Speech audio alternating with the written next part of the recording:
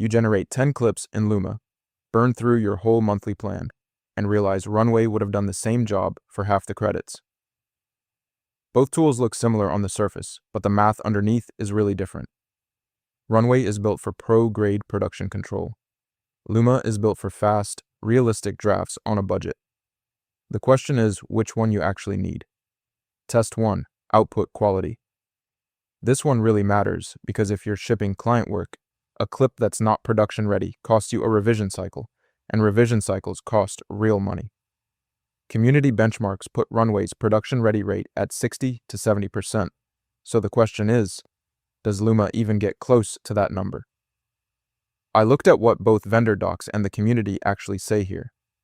Runway Gen 4 explicitly claims improved character consistency across frames, which is huge for multi-shot work, and community consensus puts its production ready rate at 60 to 70%. Luma Ray 2 gets real praise for HDR realism and prompt adherence, though I couldn't find a production ready figure for it, so that comparison is directional.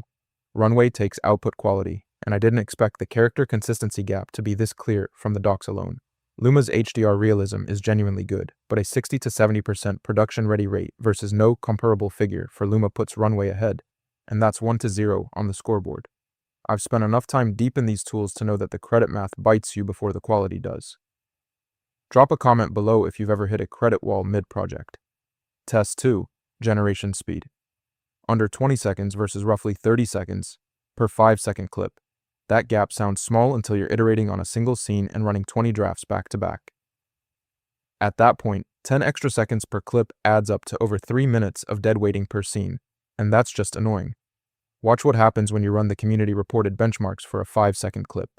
Luma Ray 2 Flash comes back in under 20 seconds. Runway Gen 4 takes around 30. These are community numbers, so test setups differ, but the directional call is consistent across multiple reports. Luma is roughly 50% faster on short clip turnaround, and that speed advantage is real. Luma wins generation speed, and that puts us at 1 apiece. I expected Runway to close the gap more with Gen 4, but the community data keeps pointing the same direction. Luma Ray 2 Flash is genuinely faster, and for fast iteration workflows that matters a lot. One of the biggest problems I run into when using AI agents is turning their output into YouTube content I can actually use to market my product. That's why this video is sponsored by Subscriber, a tool that helps business owners connect their AI agents to YouTube and market their products without spending 10 hours every week creating content. You can connect Claude or ChatGPT directly to Subscriber. It then analyzes your business, website, and YouTube channel to help you create SEO-optimized video ideas, scripts, thumbnails, and even complete videos that actually match your brand. What I like most is that every week, Subscriber gives me a list of high-potential video ideas I can immediately execute, and it can even help edit videos for me, with or without my face, including videos like the one you're watching right now. It's easy to get started, and you can try Subscriber for free using the link in the description below. Now back to the video. Test 3. Pricing and credits. This is the one where the sticker price is actually kind of misleading. Luma's plan looks cheaper at $9.99 a month, but you're only getting 100 credits. Runway is $15 a month, so which one actually gives you more clips for your dollar, and by how much? Here's what the math actually looks like. Runway gives you 625 credits for $15, and each 5-second clip costs 5 credits, so you're getting around 125 clips a month. Luma gives you 100 credits for that lower entry price, but each clip costs 10 credits, so you're capped at roughly 10 clips a month. That's a real gap. Runway gives you about 12 times more clips per month. Runway takes pricing and credits, and that puts it 2-1. I expected Luma's lower sticker price to make this closer, but 125 clips versus 10 clips per month is the kind of gap that changes how you actually use the tool day to day. So Runway is ahead on credits and quality, but we've still got style control and platform availability to get through, and style control is the one that could actually change the answer for you depending on how you work. If you're doing multi-scene client projects, the next test is probably the most important one you'll see in this video. Test 4. Style control and consistency. There's a failure mode that's super annoying in practice. You generate 5 clips for the same scene, and the character's jacket changes color between shots. You can't deliver that. Fixing it costs you more credits, more time, and sometimes a client conversation you really don't want to have. I went through what both platforms actually give you in the docs. Runway Gen 4 has director controls for camera movement and a style reference tool for visual consistency across clips. Luma Ray 2 has keyframe and style preset.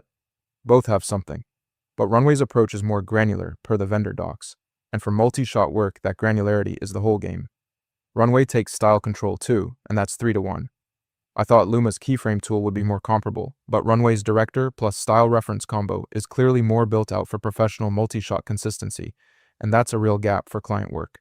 Test 5, platform availability and limits. Both tools cap standard clips at 5 seconds, which is fine for drafts, but can be a real constraint when you need longer takes. And if you're generating on the go from your phone, whether the tool even has a mobile app is a decision that happens before you open your laptop. Both Runway and Luma give you a web app and an API, and both cap standard clips at 5 seconds. So that part is genuine parity. The one difference I found, Runway has an iOS app, and Luma does not. That's a real gap if you ever need to kick off a generation away from your desk. Though for most people sitting at a workstation, it's not a deal breaker. Okay, so the honest caveat here is that for most desktop workflows, the iOS gap doesn't change anything. Web Plus API is enough for the vast majority of production pipelines. But if mobile generation is part of how you work, that's a real edge for Runway, and it's not something you can work around on Luma. Platform availability is a tie on the core stuff. Final score, Runway 3, Luma 1, 1 tied. Runway wins on credit economics, plain and simple. 5 credits per clip versus 10, and 625 monthly credits versus 100. It wins on pro-grade style control with director and style reference. Community puts its production-ready rate at 60 to 70%, and it adds an iOS app that Luma doesn't have. Luma wins on raw speed, 5-second clips in under 20 seconds versus Runway's 30. It gets real community praise for HDR realism and visual fidelity, and its entry price is lower, which is genuinely appealing if you only need a handful of clips and want to try before committing to a bigger plan. If you're shipping client work and need real credit volume, Runway is the pick. 125 clips a month versus 10 is the number that decides this. If you just need fast, realistic drafts on a tight budget and 10 clips a month is honestly enough, Luma gets you there cheaper. One thing the docs don't spell out, Luma's 100 credit monthly cap means generation failures eat into your budget the same way successful clips do. If a clip errors out mid-generation, those credits are gone. At 10 credits per clip, 2 failed generations wipe out 20% of your entire monthly allowance before you've delivered anything. If you want to see how Runway stacks up against a totally different competitor, I did a full breakdown called Pika versus Runway. Which is cheaper, and the credit math there gets even more interesting because the pricing structures are way more different than you'd expect.